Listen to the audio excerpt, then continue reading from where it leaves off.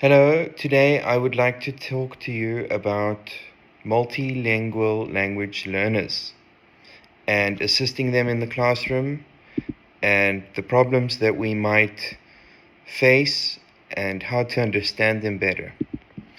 So, the benefits of scaffolding classroom discussions specific to English language learners or multilingual language learners. So these we could abbreviate to ELL and MLL students. So scaffolding in language learning as a concept, at least the way I understand it, is where you create a base or a foundation upon which a student can build and thereby create a mental structure that will be representative of their language acquisition. I think of how it is important in most disciplines for a student to know the basics.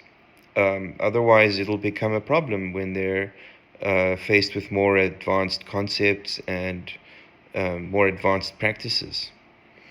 So ELLs and MLLs are going to be encountered in most schools and most classrooms these days, and therefore teachers need to be prepared to help them.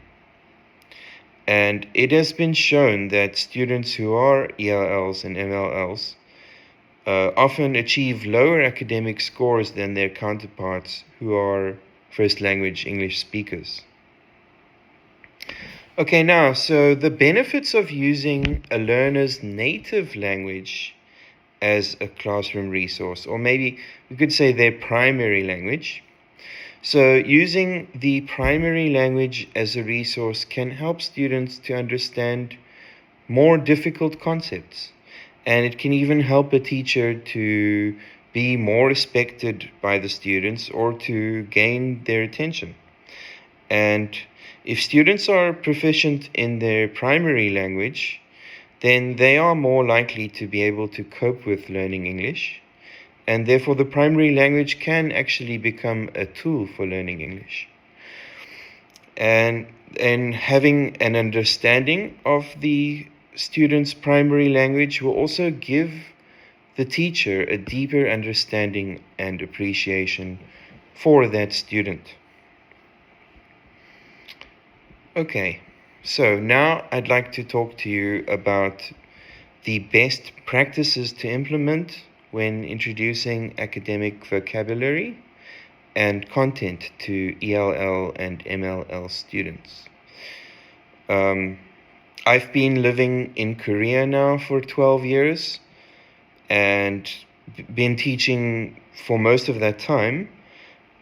So all of my students have been, Korean speakers who are learning English as their second language.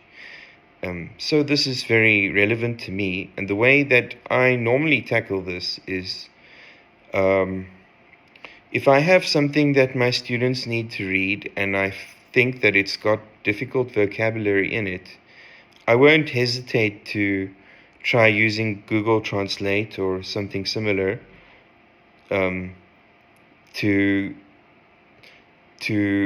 translate the most difficult words that I find in the passage and have a little vocabulary bank somewhere that the students can access.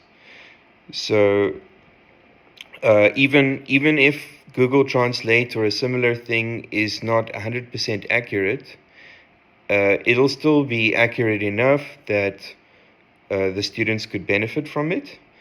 And you could also have a classroom discussion and critique the translations and see if some students have something better to offer. And so I basically think that supplying, wherever you can, supplying something in both languages is going to be very beneficial.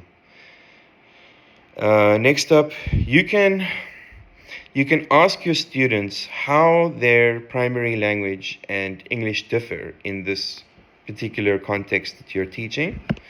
And you can ask them which words are perhaps similar to their language and which ones are different.